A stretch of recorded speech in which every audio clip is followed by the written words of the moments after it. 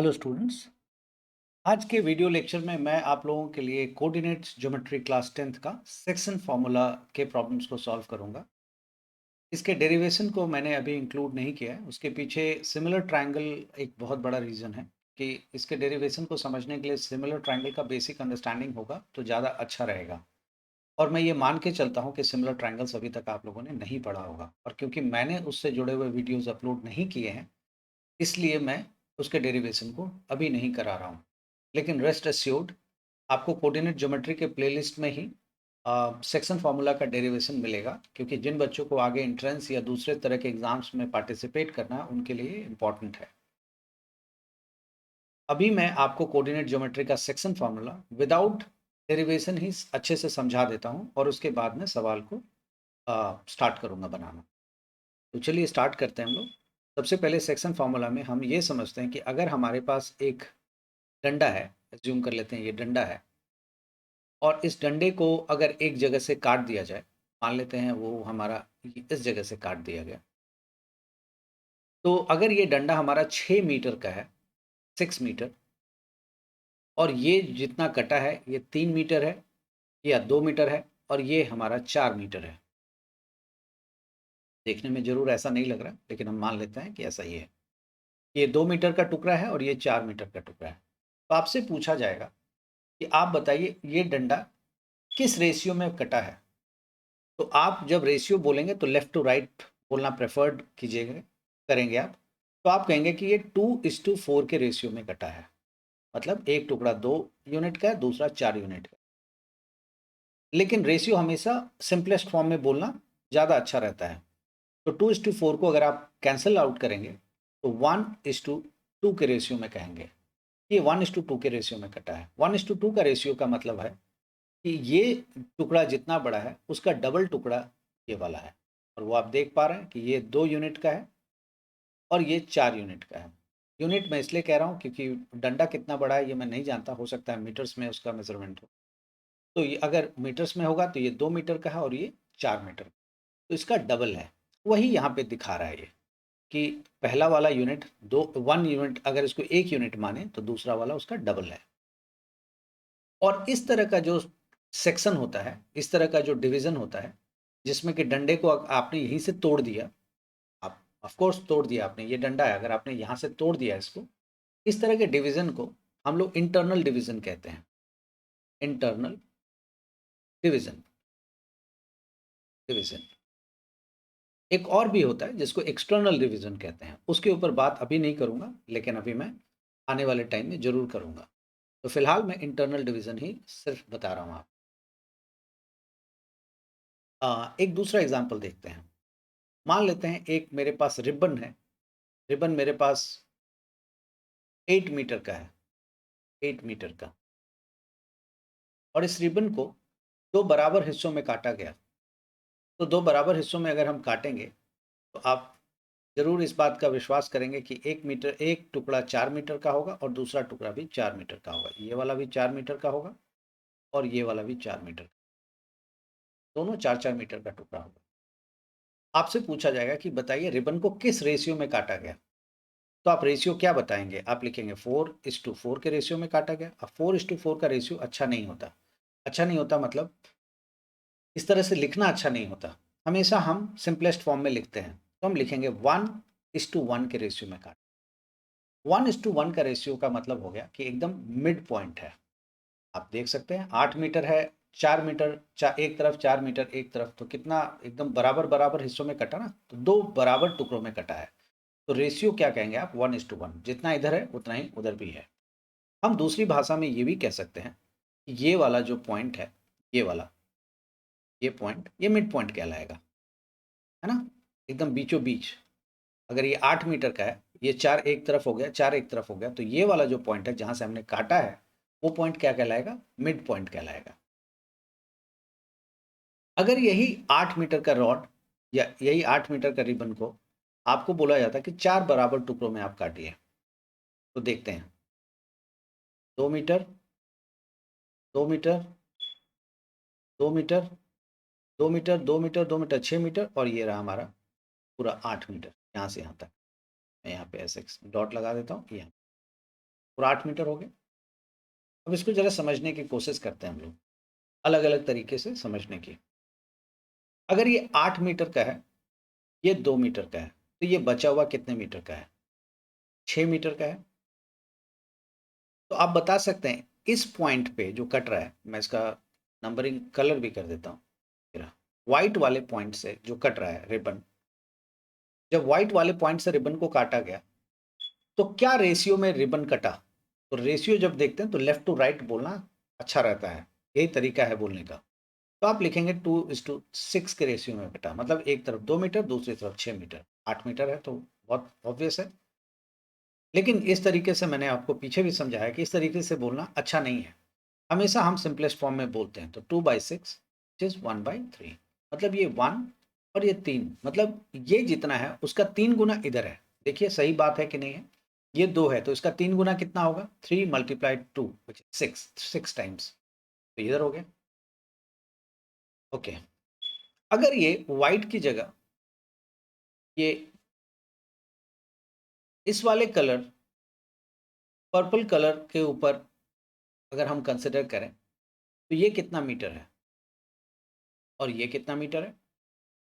तो आप देखेंगे ये 4 मीटर है और ये 4 मीटर। अब बोला गया है कि आप बताइए इस पॉइंट से, पर्पल वाले पॉइंट से जब रिबन को काटा गया है, तो रिबन किस रेशियो में कटा? तो आप क्या बताएंगे? रिबन कटेगा 4:4 के रेशियो में। लेकिन मैं आपको पहले भी बता चुका हूं कि रेशियो में हमेशा सिंपलेस्ट फॉर्म में रखते हैं। उसको कैंसल आउट करेंगे तो 1:1 के रेशियो में। आप देख सकते हैं कि अगर ये 4 मीटर है, ये 4 मीटर है, तो इसका मतलब ये जो पर्पल है, ये क्या कहलाएगा? इसका मिड पॉइंट कहलाएगा ना। और जब कभी भी कोई चीज़ मिड पॉइंट में कटता है तो वो 1:1 के रेशियो में, 1:1 का रेशियो मिड पॉइंट। अगर उसकी जगह इस वाले जगह से कटेगा, मैं कलर चेंज कर लेता हूँ उसका, ब्लू वाले जगह से कटेगा, तो पूछा गया है कि किस रेशियो में कटा है। तो मैं मार्क कर लेता हूँ किस रेशियो में कटा है, यहाँ से यहाँ तक, और फिर यहाँ से यहाँ तक किस रेशियो में कटा, वो 6 यूनिट है, और यहाँ से यहाँ तक किस रेशियो में कटा, वो 2 यूनिट है। और रेशियो नहीं, मतलब मेजरमेंट, हमेशा लेफ्ट टू राइट देखते हैं। तो एक टुकड़ा 6 यूनिट का है, दूसरा टुकड़ा 2 यूनिट का है, तो क्या रेशियो होगा? रेशियो होगा 6:2, है ना। लेकिन आपको पहले भी बताया है कि रेशियो हमेशा सिंपलेस्ट फॉर्म में होता है, तो 3:1, है ना। 2 3 जा 6, तो 3:1। रेशियो क्या है? 3:1, मतलब ये 3 गुना है और ये 1 गुना है, तो है ना। देखिए ये 3 टाइम्स है इस वाले का, 2 × 3 कितना होता है? 6, तो है ना 3 गुना। तो एक ही लाइन है, एक ही रिबन है, हम उसको कहाँ से काट रहे हैं, उसकी वजह से रेशियो क्या बोला जाएगा वो बदल रहा है। अगर हम रियल लाइफ में काटेंगे तो शायद इतना कॉम्प्लिकेट नहीं करेंगे। अगर 8 मीटर का है, इधर से काट दिया 2 मीटर, इधर 6 मीटर, तो हम 6 बोल देंगे, यार 6 मीटर एक टुकड़ा है, 2 मीटर एक टुकड़ा है। लेकिन जब मैथ्स में ऐसा करेंगे तो इसको हम थोड़ा सा प्यूरिफाई करके काम करते हैं। उसमें हम प्रिसाइसली ये काम करेंगे, लेफ्ट टू राइट जा रहे होंगे तो बोलेंगे भाई एक टुकड़ा 2 मीटर का है लेफ्ट वाला, और राइट वाला 6 मीटर का है। और अगर लेफ्ट वाला 6 मीटर का होगा, राइट वाला 2 मीटर का, तो वो भी हम बताएंगे कि लेफ्ट वाला 6 मीटर का है, राइट वाला 2 मीटर का है। तो बाकायदा हम ये टुकड़ा करेंगे इस तरह से। तो कभी भी मैथ्स में जब हम सॉल्व कर रहे होते हैं तो हम प्रिसाइसनेस रखते हैं, चीज़ों को साफ-साफ बताते हैं कि इसमें इतना टुकड़ा है, उस वो वाला पार्ट इतना है, ये वाला पार्ट इतना है। तो साइड मतलब हम हमेशा लेफ्ट टू राइट जा करके बता रहे होते हैं। रियल लाइफ में इसकी कोई ज़्यादा बहुत बड़ी अहमियत नहीं रहती है। अब मैं आपको बताता हूँ कि हम फॉर्मूला कैसे निकालेंगे। उम्मीद है कि ये बात आपको समझ में, ऑल्दो मैं सवाल बनाऊँगा तो और आपके लिए क्लियर होगा। मैं अब ये आपको दिखाता हूँ कि अगर हमारे पास एक कभी भी कोई एक लाइन है या लाइन सेगमेंट है, लाइन सेगमेंट इनफैक्ट कहना चाहिए, लाइन नहीं, लाइन को तो आप नहीं काटेंगे, और काटेंगे तो भी आपको पता नहीं लगेगा कि कितना टुकड़ा में कट, मतलब कितना बड़ा हुआ, क्योंकि लाइन तो एक्सटेंडेबल है ना, आपने काटा है तो फिर वो बढ़ता जा रहा है, तो आपको पता ही नहीं लगेगा कि कितना बड़ा है वो। तो लाइन सेगमेंट, कभी भी अगर एक लाइन सेगमेंट को हम काटते हैं एक पर्टिकुलर जगह से, मान लेते हैं यहाँ से काटते हैं, तो लाइन अगर ग्राफ पेपर पे है तो उसका एक कोऑर्डिनेट भी होगा। तो मान लेते हैं इस वाले लाइन का एक कोऑर्डिनेट है x1, y1, और इस वाले लाइन का एक कोऑर्डिनेट है x2, y2। देखिए इसमें ना दो कंपोनेंट है, दो बेसिक बात है। जब कभी भी हम बात कर रहे हैं सेक्शन फॉर्मूला की, तो इसमें दो बेसिक बात है। पहला, कि जो लाइन है वो किस रेशियो में कट रहा है, पहली बात। दूसरा, वो जिस जगह से कट रहा है उसका कोऑर्डिनेट क्या है। बस ये दो मुख्य बातें हैं, दो मेन पॉइंट है इसका, कि लाइन जो कट रहा है, ये लाइन जैसे आप काट रहे हैं, इसका नाम ए ले लेते हैं और इसका नाम बी ले लेते हैं, बोलना इजी रहेगा फिर।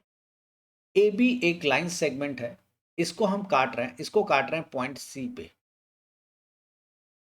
तो इसमें सिर्फ दो ही कंपोनेंट इन्वॉल्व होगा, सिर्फ और सिर्फ दो। पहला, ये सी का कोऑर्डिनेट क्या है, एक।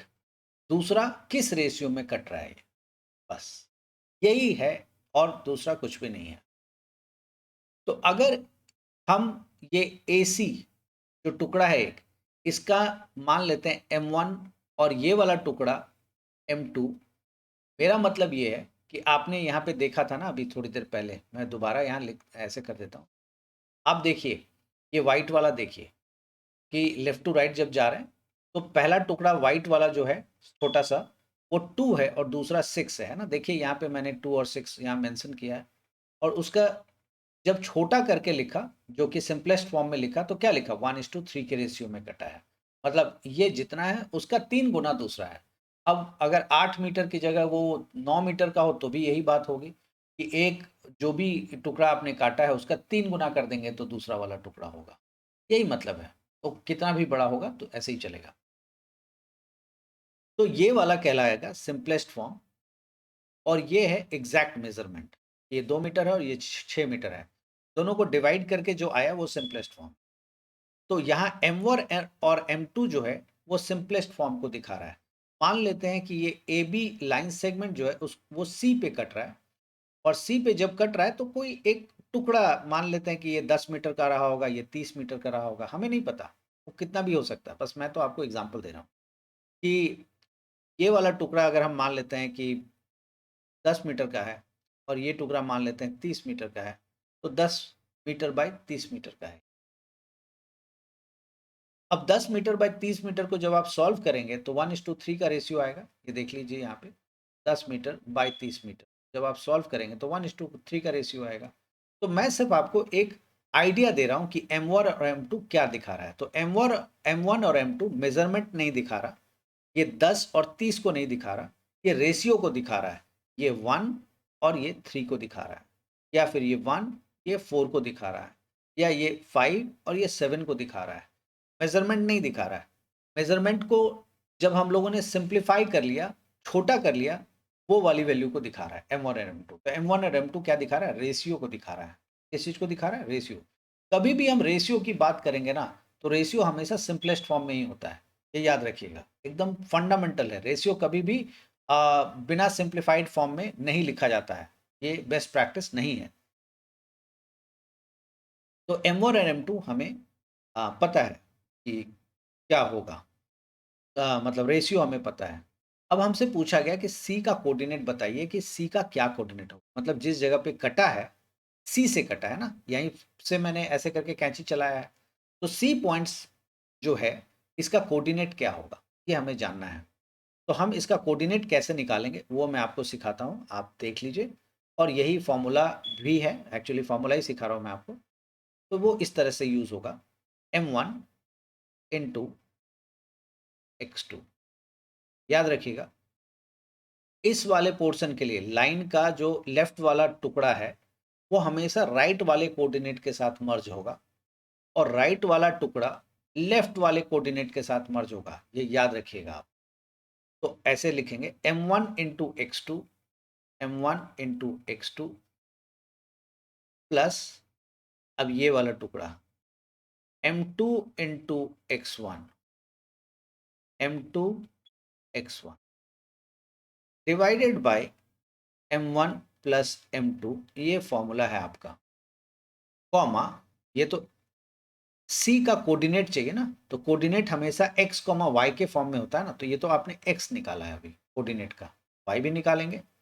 तो y निकालते हैं फिर से वही, M1 into y2, M1 y2 plus M2 y1 divided by उसी तरह से m2 into y1 divided by m1 plus m2। ये कोऑर्डिनेट निकल गया c का, मतलब ये c है पूरा, सिर्फ ये वाला नहीं, ये पूरा c, ये पूरा है, ध्यान रखिएगा, ये पूरा का पूरा c है हमारा, यहाँ लिख भी दिया c। सवाल मैं बनाऊंगा तो आपके लिए और क्लियर होगा। मुख्यतः मेनली दो बातें होंगी, या तो आपसे ये पूछा जाएगा कि बताइए जिस पॉइंट पे कट रहा है उसका कोऑर्डिनेट क्या होगा, ये पूछा जाएगा आपसे। और अगर ऐसा पूछा जाएगा तो आपके पास रेशियो दे दिया जाएगा, ये वाला जो m1 और m2 है वो या तो डायरेक्टली दे दिया जाएगा या तो किसी ना किसी फॉर्म में रहेगा ही वो। दूसरा पहलू है कि ऐसा हो सकता है कि आपके पास m1 और m2 ना हो, मतलब ये पूछा जाए, और अगर ऐसा होगा तो c की वैल्यू दे दी जाएगी। तो कोई एक ही चीज हटाएगा, दोनों कभी नहीं हटाएगा, एक चीज हटाएगा, दूसरा आपसे पूछेगा। तो चलिए हम लोग सवाल बनाते हैं तो ज्यादा क्लियर होगा, इस फॉर्मूले का यूज भी हम सीखेंगे। तो क्वेश्चन में सबसे पहला है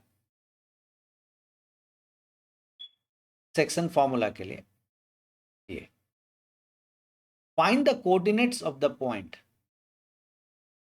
which divides the line segment joining the point 4, -3 and 8, 5। तो पहले मैं बना लेता हूं। अब बनाएंगे कहाँ आप, क्या ग्राफ पेपर पे आप फिर से स्केल और उससे ड्रॉ करेंगे? अगर आप करेंगे तो बहुत अच्छी बात है, मेरे लिए, मेरी तरफ से कोई डिनाइल नहीं है, लेकिन मेरा मानना है कि उसमें वो उतना आप टाइम स्पेंड ना करें। अगर आप वो करके प्रैक्टिस करना चाहते हैं, मोस्ट वेलकम, बहुत अच्छी चीज़ है। लेकिन अगर आपको सिर्फ अल्जेब्रिकली करना हो तो कैसे करेंगे, देखिए आपने एक पॉइंट चुन लिया 4, -3। चाहे मैं इसको ग्राफिकली प्लॉट कर देता हूँ, रुक जाइए, मैं एक ना ग्राफिकली प्लॉट करके आपको दिखाता हूँ, फिर आप ठीक से समझ पाएंगे, इसको विजुअलाइज कर पाएंगे कि क्या कहना चाह रहा हूँ मैं। तो देखिए मैं प्लॉट कर रहा हूँ एक रफ ग्राफ ही, लेकिन रफ ग्राफ पे पॉइंट मैं ठीक से प्लॉट करूँ। ठीक है, पहला है 4, -3, तो x की वैल्यू 4 है, x1, 2, 3 एंड 4। y की वैल्यू है -3, y -3 1, 2 और ये रहा 3। ये हमारा 4, -3 मतलब x की वैल्यू 4, y की वैल्यू -3 मतलब नीचे की तरफ, तो ये हमारा कोऑर्डिनेट आ गया 4, -3। दूसरा 8, 5, x की वैल्यू 8, तो 4 ये है, 5, 6, 7 एंड 8, और y की वैल्यू 5 है, 1, 2, 3, 4, ये रहा 5। तो बोला गया इन दोनों पॉइंट्स को जोड़ के जो लाइन बन रहा है, मैं बना देता हूँ, इन दोनों पॉइंट्स को जोड़ के ये एक लाइन हमारा बन रहा है। बोला गया कि इस लाइन को ना find the coordinates of the point which divides the line segment joining the point this and this in the ratio of 3:1।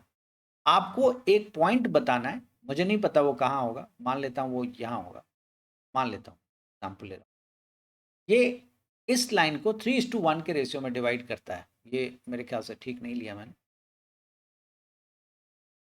देखिए क्यों नहीं लिया, क्योंकि 3:1 बोला है ना, तो 3 बड़ा होगा, तो मान लेते हैं वो पॉइंट यहाँ है। ठीक है, ब्लू कलर से मार्क कर, ये ब्लू वाला जो पॉइंट है, इस पॉइंट को हमें फाइंड करना है। मैंने आपको अभी जस्ट बोला था कि अगर कोऑर्डिनेट फाइंड करना है तो रेशियो दिया रहेगा, या डायरेक्टली या इनडायरेक्टली। देखिए यहाँ रेशियो दे रखा है, बोला 3:1 के रेशियो, मतलब ये वाला जो टुकड़ा, इसका नाम भी दे देते हैं ए, बी और सी। देखिए ये वाला टुकड़ा 3 यूनिट का, 3 के मल्टीपल्स में होगा, और ये 1 यूनिट का। सी बी 1 यूनिट कहने का मतलब 1 मीटर या 1 सेंटीमीटर नहीं है, 1 के मल्टीपल्स में कुछ भी हो सकता है। ऐसा भी हो सकता है कि ये AC जो है, AC ये 9 यूनिट का हो और CB 3 यूनिट का हो। तो देखिए डिवाइड करेंगे तो 3:1 ही आएगा ना, मतलब 3 के टेबल में जो भी आता है वो यहाँ लिखा जा सकता है, और वही चीज़ उसी नंबर से इसको भी मल्टीप्लाई करेंगे। अगर 4 से करना है तो 4 3 12, और इधर भी 4 से कर देंगे, तो रेशियो 3:1 का रहेगा।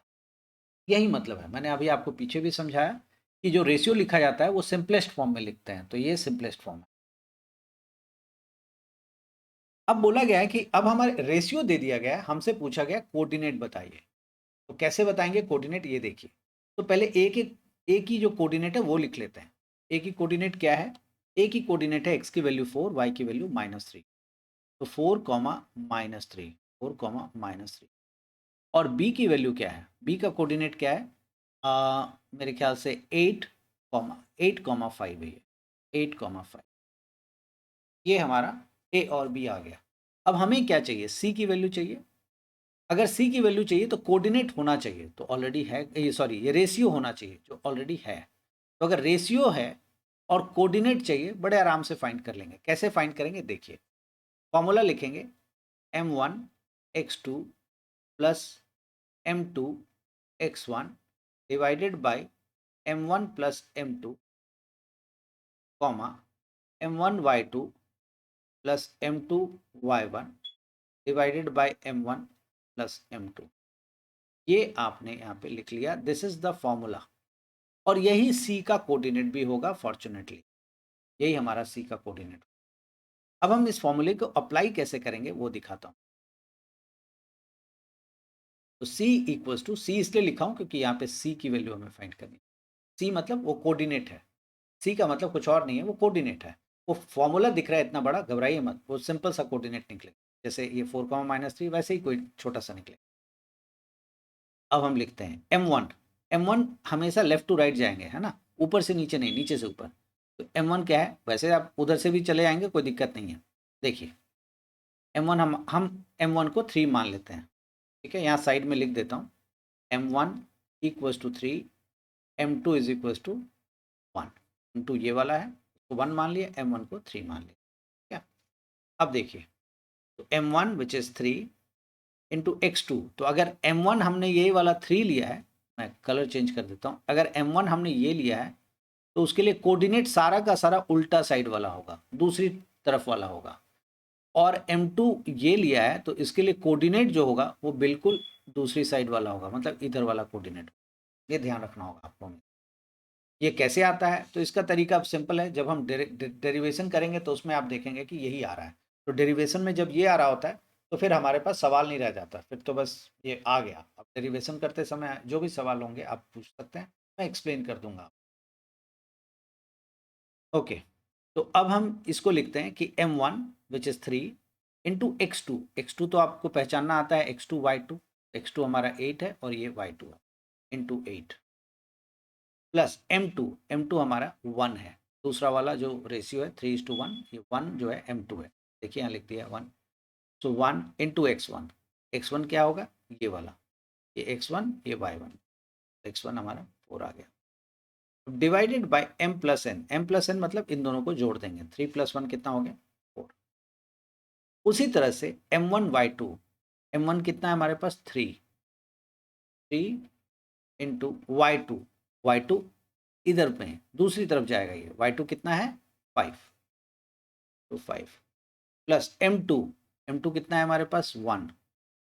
तो 1 इंटू y1 कितना है? इधर आ जाएंगे, तो y1 हमारे पास ये देखिए, ये है y1 -3 bracket close, divided by 4 ही रहेगा क्योंकि m1 प्लस m2 दोनों में सेम रहेगा। अब हम c की वैल्यू निकालेंगे सॉल्व करके। कैसे निकालेंगे देखिए, c इक्वल्स टू 8×3 = 24 प्लस 4, तो 24 प्लस 4 कितना होता है? 28/4 comma 5×3 = 15, 15 minus 3 which is 12, 15 minus 3 is 12, 12/4। इसको सॉल्व करेंगे तो आएगा c equals 21/4 which is 7 and 12/4 which is 3। तो इसका मतलब ये हुआ कि जो c का कोऑर्डिनेट है ये 7,3 होगा।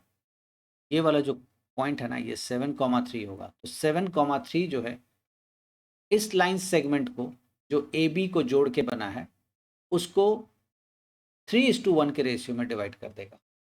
रिपीट कर रहा हूँ कि ये जो एक मान लीजिए हमारे पास डंडा है, उस डंडे का दोनों का एंड पॉइंट पता है, दोनों का कॉर्नर पॉइंट मतलब एंड जो कोऑर्डिनेट होता है वो पता है।